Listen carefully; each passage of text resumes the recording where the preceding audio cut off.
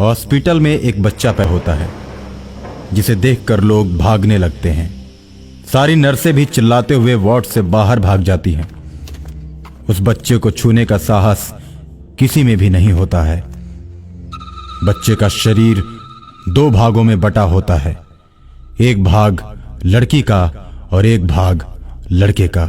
नर्सों के भाग जाने के बाद दोनों भाग आपस में जुड़ जाते हैं और जुड़ते ही बच्चा बहुत जोर जोर से रोने लगता है, जिसकी आवाज सुनकर लोग डर जाते हैं।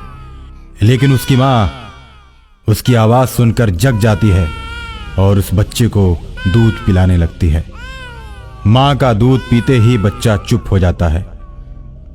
उसकी मां उस बच्चे को गोद में लेकर बाहर निकलती है और लोग उस बच्चे को देखकर डरने लगते हैं।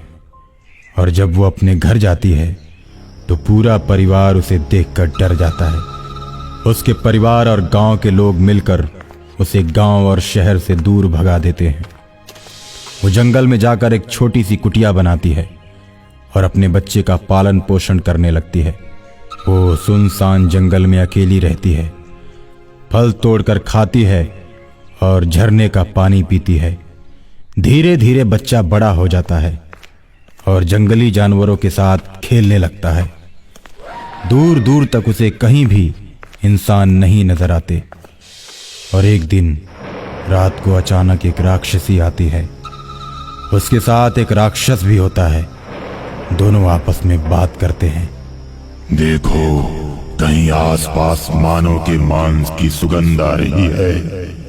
चलो पता करते हैं और उन मानवों को खाते हैं।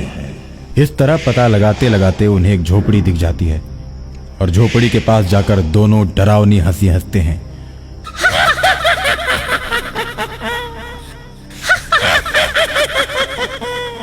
आज हम दोनों तुम दोनों को खाएंगे। भूतों को देखते ही लड़के की मां डर जाती है, जिसे देखकर लड़का बहुत ही गुस्से से भर जाता है। आधा भाग स्त्री और आधा भाग पुरुष होने के कारण उसकी मां ने उसका नाम चमत्कारेश्वर रखा था।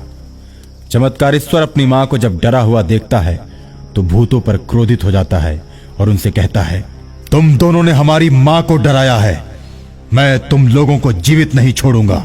इतना कहकर जंगली चमत्कारेश्वर प्रेत और प्रेतनी के साथ लड़ने लगता है। उसकी मां फटी आंखों से देखने लगती है। चमत्कारेश्वर को लड़ते देख उसके मित्र जंगली जानवर शेर और हाथी भी उसकी मदद के लिए पहुंच जाते हैं और दोनों राक्षसों को खूब मारते हैं। दोनों राक्षस चिल्लाते हुए भागते हैं, लेकिन हाथी उन्हें अपने पैरों के नीचे दबा देता है। मैं तुम दोनों को छोड़ रहा हूं, अब इधर भूल कर भी मत आना, नहीं तो मारे जाओगे। चमत्कारेश्वर का इशारा पाते ही दोनों के ऊपर से हाथी अपना पैर हटा देता है और उसके बाद वो दोनों भाग जाते हैं। चमत्कारेश्वर की बहादुरी देखकर उसकी मां मन ही मन बहुत खुश होती है और उसे सीने से लगा लेती है।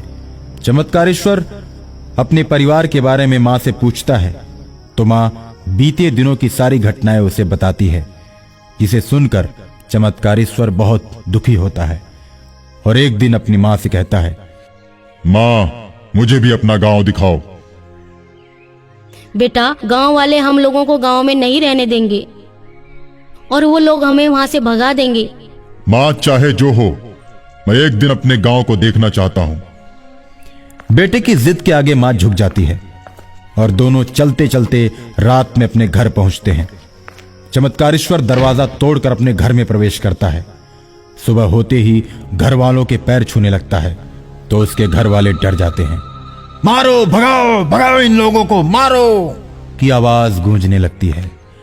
गांव वाले भी इकट्ठा हो जाते हैं और सभी अपने हाथों में लाठी लेकर दोनों को मारने के लिए चारों ओर से घेर लेते हैं।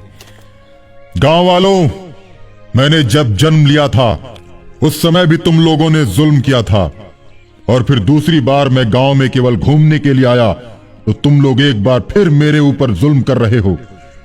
मैं अब किसी को नहीं छोड़ूंगा, ये गांव मेरा है। जिस तरह तुम लोगों ने मुझे गांव से निकालकर बाहर किया था, उसी तरह अब तुम लोगों को भी ये गांव छोड़कर जाना पड़ेगा। ऐसा कहकर चमत्कारेश्वर गांव वालों को मारने लगता है। एक एक करके सभी गांव वालों को मारकर गिरा देता है। तुम लोग अभी गांव छोड़कर चले जाओ और शहर में भी नहीं रुकना। जिस तरह मैं जंगल में रहता था, अब उसी तरह तुम लोगों को भी जंगल में ही जाकर रहना पड़ेगा। इस तरह सारे गांव वालों को जंगल में भगाकर चमत्कारेश्वर अपनी मां को लेकर गांव में रहने लगता है और अपना बदला पूरा कर लेता है। जब जंगल में रहने वाले उनके मित्र हाथी और शेर बहुत दिनों तक जंगल के अंदर चमत्कारेश्वर को नहीं देखते हैं, तो उसका पता लगाते लगाते उसके गांव पहुंच जाते हैं और उसके साथ मिलकर रहने लगते हैं।